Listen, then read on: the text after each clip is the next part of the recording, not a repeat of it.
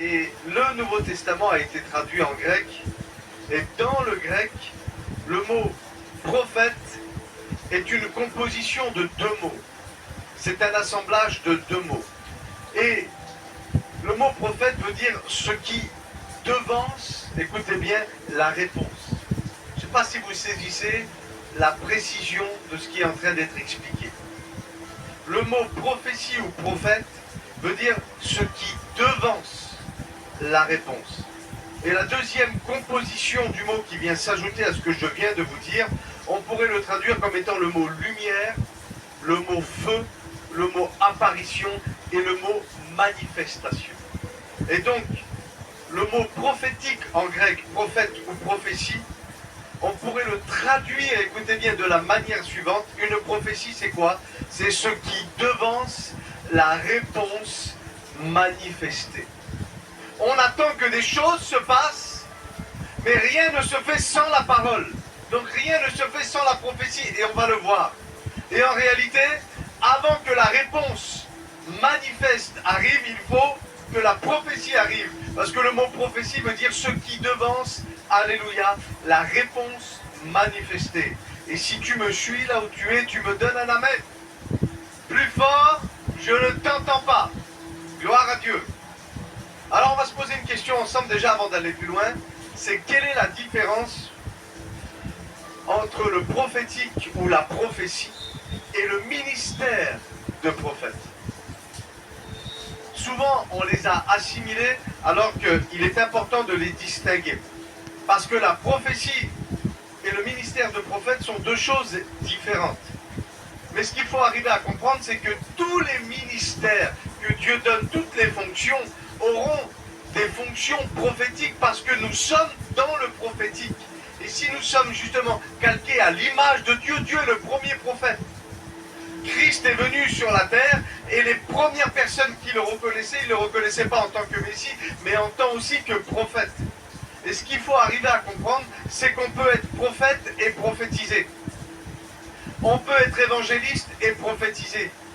On peut être un diacre et prophétiser. Donc le ministère de prophète est dissociable de celui qui exerce la prophétie ou les dons spirituels.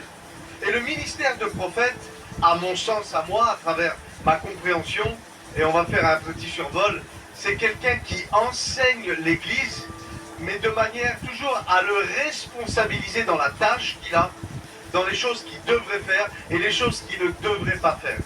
C'est, si vous voulez, pour moi, un prophète, c'est l'évangéliste, mais pour chrétiens. Non, ce sont les dons des prophéties qui révèlent les cœurs.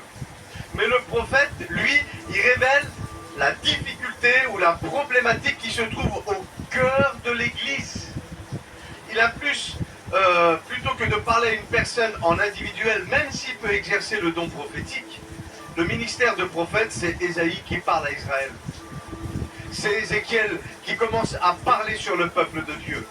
C'est Jérémie qui la Bible dit qu'un feu était dans son cœur et qui commence justement à expliquer à Israël qu'il devrait se détourner de ses mauvaises voies. Ce sont vos fautes qui ont tout désorganisé. C'est un évangéliste, alléluia, pour chrétien, un prophète. Et un prophète, quand il prêche, quand il manifeste justement la grâce qui est sur lui, il est entre la révélation du cœur de la problématique et l'enseignement. Donc c'est véritablement une fonction qu'il exerce. Et vous savez que tous les ministères, ils sont dissociables, mais ils sont entremêlés. Ça veut dire que l'apôtre, lui, établit les choses au sein de l'Église, mais c'est le prophète, écoutez bien, qui explique ou qui prophétise qu'il y a des apôtres qui vont arriver. Et l'enseignant, lui, il est celui qui a été mis en place par le pasteur dans lequel l'apôtre gère les choses parce que lui, il a la vision. Et l'évangéliste, il est là justement pour enseigner le peuple de Dieu à avoir la compassion pour les âmes et justement aller à la conquête des âmes pour les amener aux prophètes, pour les ramener aux docteurs, pour les ramener aux pasteurs. Alléluia, est-ce que tu me suis? Gloire au Seigneur. Le don prophétique est quelque chose de différent du ministère de prophète. Il y a ce qu'on appelle le don de prophétie, parole de connaissance, parole de sagesse. Il peut aussi avoir les paroles de foi. Toutes ces choses-là sont des choses qui sont prophétiques. C'est ce qu'on appelle soit les dons vocaux ou les dons de puissance. Et si Dieu manifeste, écoutez bien, sa volonté à travers les dons, c'est pour nous faire comprendre à nous, Église, que nous sommes au bénéfice de la grâce. Même si nous sommes appelés à être identiques à lui, si Dieu nous communique des dons, c'est pour nous rappeler que nous ne sommes pas des omnipotents. C'est lui l'omnipotent. C'est lui qui est Dieu. Et nous, même si on manifeste de manière ponctuelle des choses qui sont liées à la divinité, parce que tel il est, tel je suis, mais je dois me rappeler qu'il a été le premier.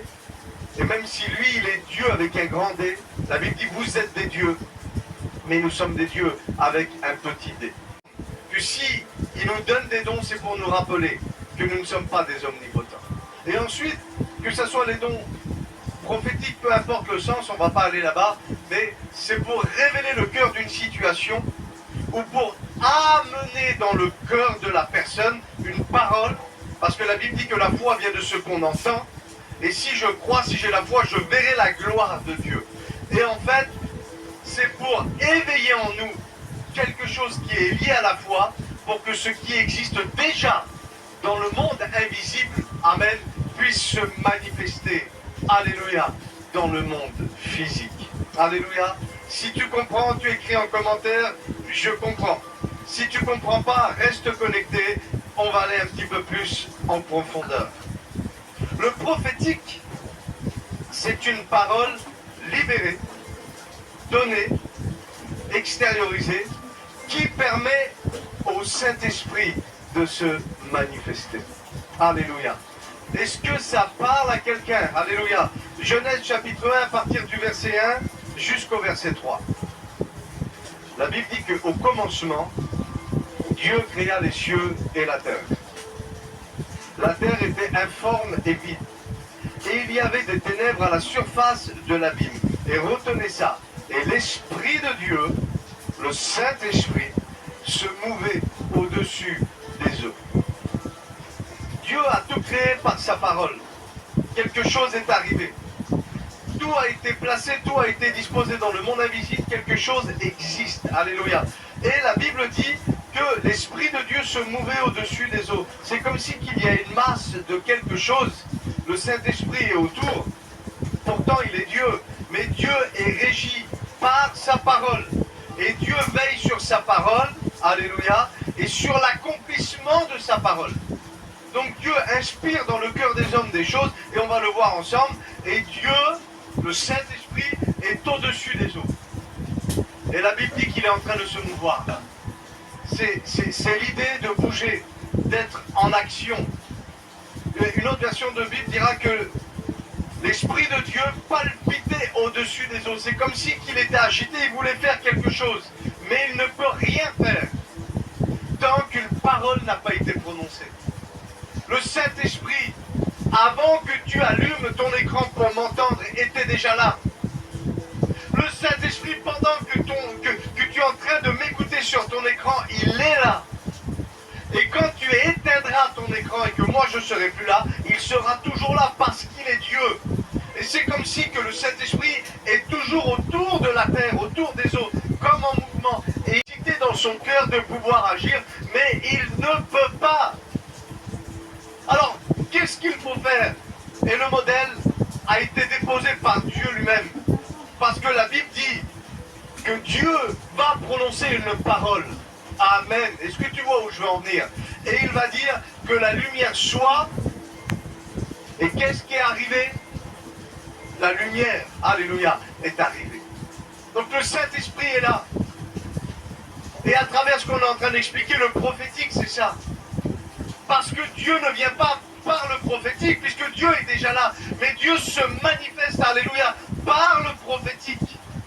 Et Dieu lui-même est en train de nous faire comprendre que même s'il est déjà là, il ne peut pas agir.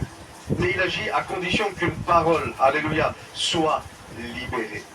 Est-ce que tu me saisis? Gloire à Dieu. Après, je veux équilibrer tout ça, puis il faut être honnête. La Bible nous dit que nous prophétisions de manière partielle. Et on le trouve en 1 Corinthiens chapitre 13 à partir du verset 8. L'apôtre Paul va écrire ceci à l'église et il va dire « L'amour ne périra pas, il ne périt pas. Les prophéties par contre prendront fin, les langues cesseront. La connaissance disparaîtra. » Il dit « Car nous connaissons en partie et nous prophétisons en partie. » Mais il dit « Quand ce qui est parfait sera venu, ce qui est partiel disparaîtra. » Et il faut arriver à comprendre, c'est pour ça que Paul, aujourd'hui, je vais essayer de l'amener jusqu'à nous, les prophéties qu'on reçoit par les hommes, que ce soit un prophète, que ce soit un pasteur ou que ce soit des chrétiens dans l'assemblée, parce que pas obligé, excusez-moi, hein, d'être un prophète ou un pasteur pour exercer les dons prophétiques. D'accord?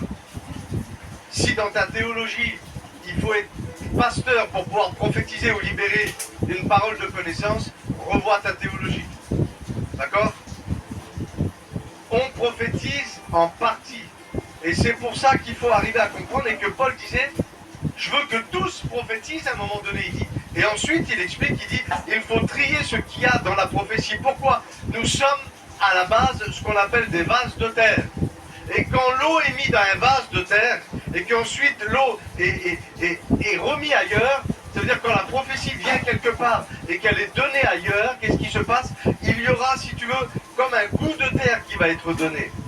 De la même manière que quand l'eau que je reçois, elle passe par un tuyau en plastique, il y aura toujours, même si l'eau est bonne, un goût de plastique.